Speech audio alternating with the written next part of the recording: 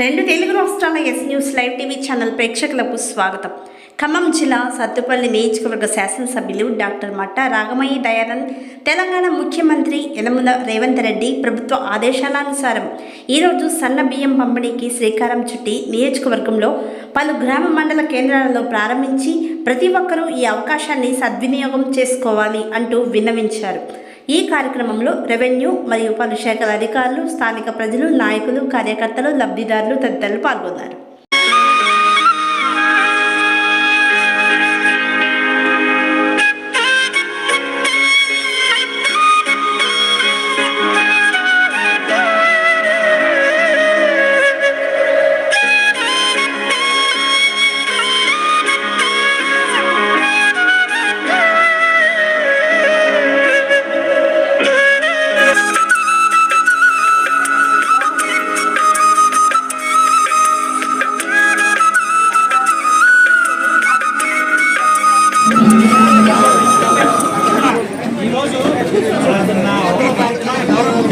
చేతుల మీదుగా ప్రతిష్టాత్మకమైన సన్నబియ్యం పంపిణీ అనేది మనకి ముఖ్యమంత్రి గారి చేతుల మీదుగా మన రాష్ట్రంలో ఇవ్వడం జరిగింది.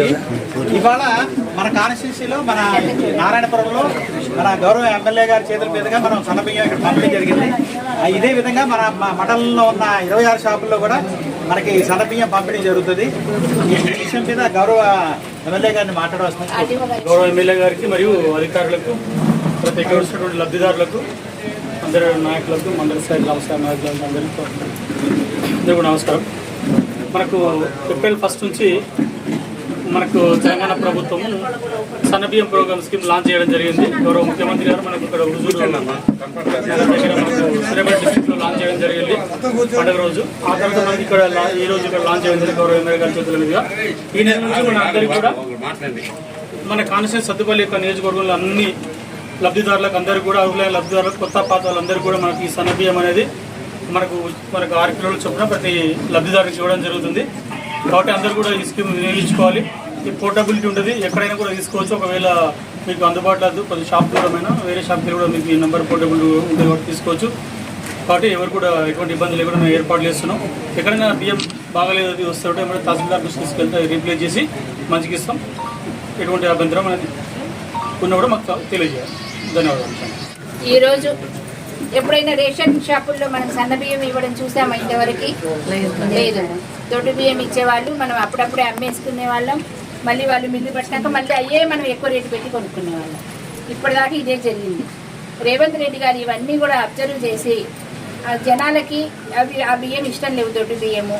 మరి ధనవంతులు మాత్రమే సన్న బియ్యం తినాలా, నా పేద ప్రజలు తినొద్దా అన్న మంచి ఆలోచనతోటి మరి గవర్నమెంట్కి ఎంతో ఆర్థికంగా భారం పడుతుంది.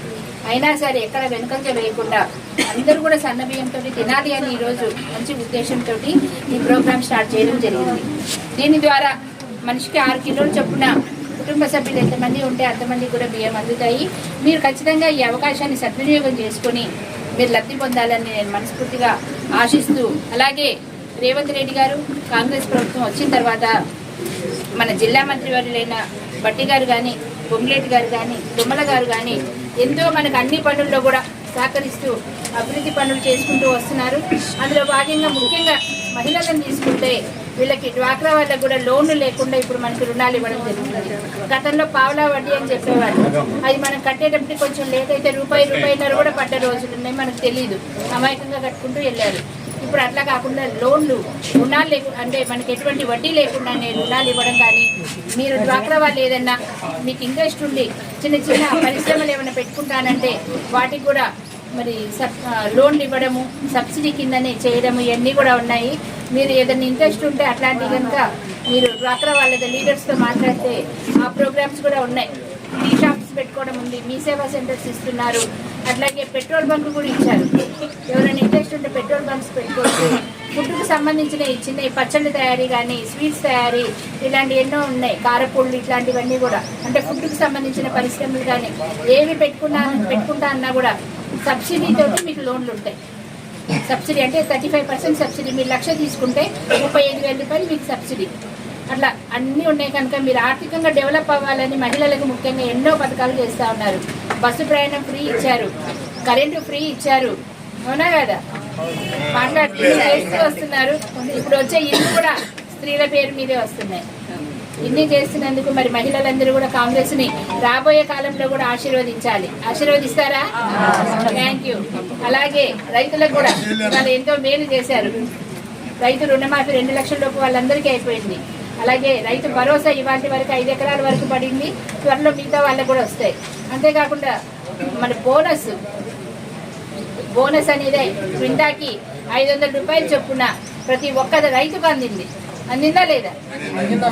మరి అందరూ గర్వంగా చెప్పాలి, ధైర్యంగా చెప్పాలి. పొలాలు ఉన్న వాళ్ళు, పొలాలు లేని వాళ్ళకు కూడా ఉపాధి హామీ కూలీలకి సంవత్సరానికి 12,000 చొప్పున ఇప్పుడు చాలా మందికి పడ్డాయి. ఇంకా ఈ అంటే కనీసం 20 రోజులన్నా పనికి వెళ్ళి ఉండాలి. అది రూల్ అనమాట. 100 రోజులు మరి ఇప్పుడు కొత్తగా వెళ్ళి మన